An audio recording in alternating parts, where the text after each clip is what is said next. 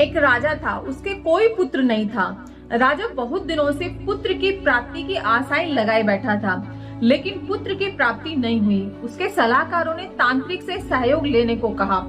तांत्रिकों की तरफ से राजा को सुझाव मिला कि यदि किसी बच्चे की बलि दे दी जाए तो राजा को पुत्र की प्राप्ति हो सकती है। राजा ने राज्य में ढिंढोरा पिटवाया कि जो अपना बच्चा बलि चढ़ाने के लिए राजा को देगा उसे राजा की तरफ से बहुत सारा धन दिया जाएगा। एक परिवार में कई बच्चे थे, गरीबी बहुत ज्यादा थी। एक ऐसा बच्चा भी था जो ईश्वर पर आस्था रखता था और संतों के सत्संग में अधिक समय देता था। राजा की मुनादी सुनकर परिवार को लगा कि क्यों ना इसे राजा को दे दिया जाए, क्योंकि ये निकम्मा है, कुछ काम धाम भी नहीं करता और इसे देने पर राजा खुश होकर हमें बहुत सारा धन देगा। ऐसा ही किया गया, बच्चा राजा को दे दिया गया। राजा ने बच्चे के बदले परिवार को बहुत सारा धन दिया। राजा के तांत्रिकों द्वारा बच्चे की बलि चढ़ाने की तैयारियां होने लगी। राजा को भी बुलाया गया। बच्चे से पूछा गया, बच्चे क्या तुम्हारी कोई आखिरी इच्छा है? ये बात राजा ने बच्चे से पूछी और तांत्रिकों ने भी पूछी।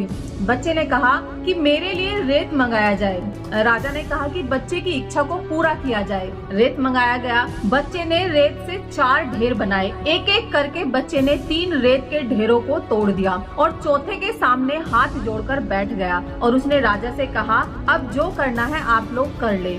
ये सब देखकर तांत्रिक डर गए और उन्होंने बच्चे से पूछा, पहले तुम ये बताओ कि तुमने ये क्या किया? राजा ने भी यही सवाल बच्चे से पूछा तो बच्चे ने कहा कि पहली ढेरी मेरी माता पिता की थी, मेरी रक्षा करना उनका कर्तव्य था, परंतु उन्होंने अपने कर्तव्य का पालन ना करके पैसों के लिए मुझे बेच दिया, इसलिए मैंने ये ढेरी तोड़ दी।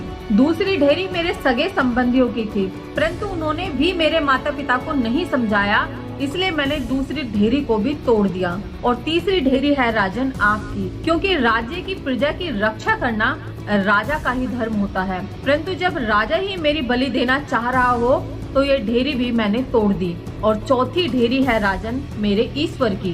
अब सिर्फ और सिर्फ अपने ईश्वर पर ही मुझे भरोसा है, इसलिए यह एक ढेरी मैंने छोड़ दी है। बच्चे का उत्तर सुनकर राजा अंदर तक हिल गया। उसने सोचा कि पता नहीं बच्चे की बलि देने के पश्चात भी पुत्र की प्राप्ति होगी या नहीं, इसलिए क्यों ना इस बच्चे को ही अपना पुत्र बना लिया जाए। इतना समझदार, इतना प्यारा, ईश्वर का भक्त है ये बच्चा, इससे अच्छा बच्चा और कहाँ मिलेगा। काफी सोच विचार के बाद राजा ने उस बच्चे को अपना पुत्र बना लिया और राजकुमार घोषित कर दिया। जो व्यक्ति ईश्वर पर विश्वास रखते हैं उनका कोई बाल भी बांका नहीं कर सकता। ये एक अटल सत्य है। जो मनुष्य हर मुश्किल में केवल और केवल ईश्वर का ही आसरा रखते हैं, उनका कहीं से भी किसी भी प्रकार से कोई अहित नहीं कर सकता। संसार में सभी रिश्ते झूठे हैं, केवल और केवल एक ही प्रभु का नाम सत्य है। बोलिए प्यार से, जय श्री कृष्णा, जय श्री राम।